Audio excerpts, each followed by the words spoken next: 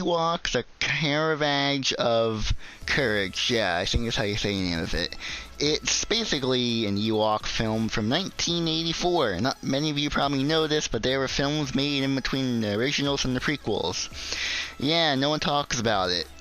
There's actually 3. One I already covered being the holiday special, which is absolute garbage. And now we have this film, The Caravage of Courage. Hopefully I'm saying that right, or The Caravage of Garbage.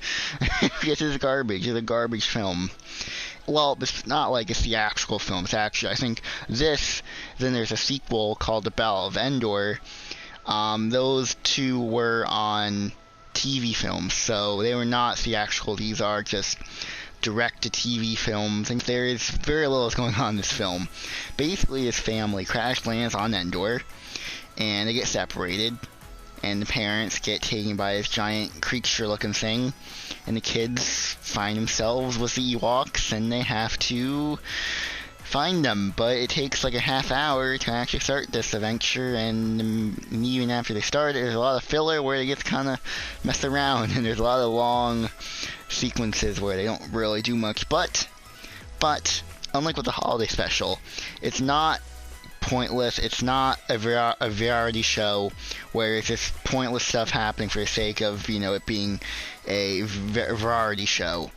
It actually is a film. It's not like some special they're trying to pull off and say it's some sort of film. No, this is actually a film, a TV film that's an hour and a half long. It's an hour and a half. Yeah, should have been an hour, honestly, because there's a lot of filler that does not work. Now, there's some stuff that I do like. Well, very little stuff I like. The first thing I want to talk about is that there's a boy and a girl. There's a little girl and there's an older boy. The older boy looks a lot like Luke. Like uncanny, he looks like Luke. I think they casted him in this film because he looks like Luke. Like, so much so, even wears the orange vest with the white vest on it, orange jumpsuit, I mean. And it's just Luke. They're trying to replicate Luke. And it's just, in some shots, it looks like Luke exactly. I'm like, oh my god, this looks so freaky, but it's cool at the same time. They got someone who looks like Luke, except much younger. And I'm gonna assume that they just wanted to bank off this kid in these future Ewok films, but there's only one other Ewok film, thank God, because it's so boring. The other positive is with these little like fairy-like creatures, like flies. They're called Wisties, and I only know that name because that's actually from Battlefront 2. I'm guessing the developers over at DICE, when they were making Battlefront 2, probably saw this film or saw maybe a clip of the scene I'm talking about of these Wisties. I don't know if they're in other Star Wars medias, but this is the first time I believe Wisties have been in Star Wars. They were introduced in this Ewok film. Mind-blowing, I know. This little Ewok, this Ewok film has those little Wisties flying around. There's also special effects in this, which I actually is a one-up from the holiday special, because the holiday special had no special effects. Only just like those paintings. What I mean by special effects, I mean that there's actual creatures that actually look special effects. Like they're not CGI, but it's like stop motion. There's like these spider creatures that are made out of like clay. It looks like, it doesn't look that realistic, but it's a one-up. Granted, this film is not meant to be like a theatrical film, so the budget's probably very low. And what they had to work with is what they had to work with.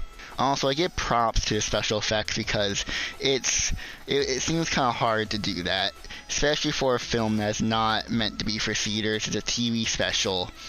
And also, I should say that these effects and creature designs and set locations that are in the film, they're all, I think even for the sequel, they're all leftovers from the original trilogy.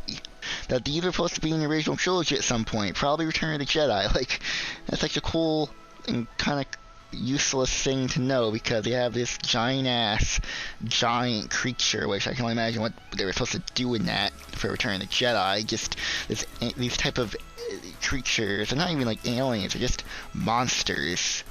And they just don't fit into this Endor theme. And also, something else that doesn't fit into the Endor theme are realistic animals. Yes, there are animals like horses, ferrets, bunnies, chickens, llamas, like actual animals, like realistic animals, not like special effect animals. They're like, they look like they're supposed to be representative, like in the Rise of Skywalker, you have space horses. No, these are actual horses or ponies, ferrets, rabbits, realistic animals. And it's funny, because that's how low of a budget this is. They can't put makeup on the animals, they just can't do anything like that. They have to use the realistic animals, which is insane. That's how low budget this is. This is on Disney Plus. I mean, it's in the vintage, but still, it's such a low quality, and just so unimmersive. Like, I was not immersed in the Star Wars universe. Now, I do give them credit. There are blasters in this, and they do fire them. Because in the holiday special, they had blaster, like Han had a blaster, but he didn't use it. But in this film, this Luke-looking kid managed to use his blaster a couple of times. I was impressed by that. I actually liked it. There's actual effects put into this. Stayed before. There were special effects. There were stop motion. There were blaster effects. Even the Luke-looking kid had a little, like, lighter, like, it looked like a lightsaber kind of, where, like, you're pointing something at it and you hit a button and, like, it lights up, like, a fire for them in the middle of the night. Like, there's actual effects in this. There was a budget, but it's very low. I do give them props for that. There's actual effort put into it, but it's still very boring. A lot of filler. Just scenes drag on. And it wouldn't be bad, but these scenes are caused, like, there's so many, like, action scenes, and all the action scenes are just caused by the kids just messing up. And that's just the first of it. So many scenes are caused by the children. They're so unnecessary, and I was so tempted to skip it, because it meant nothing. The only one of these filler scenes that work were the Whisties, because they're actually playing later into the film. Like, it's such a waste of a film. This honestly should have been an hour. Also, this film went on to the very last minute. There's only like a minute and a half of credits. Like, it's not even like there's like a bunch of minutes of credits. So that hour and 39 minutes is actually an hour and 37 minutes. Like, come on. Like, you can't give me a break. Like, my God. But I'm glad it's over. I don't have to watch it ever again. And there's only one left to go, which is the Battle for Endor, I think it's called.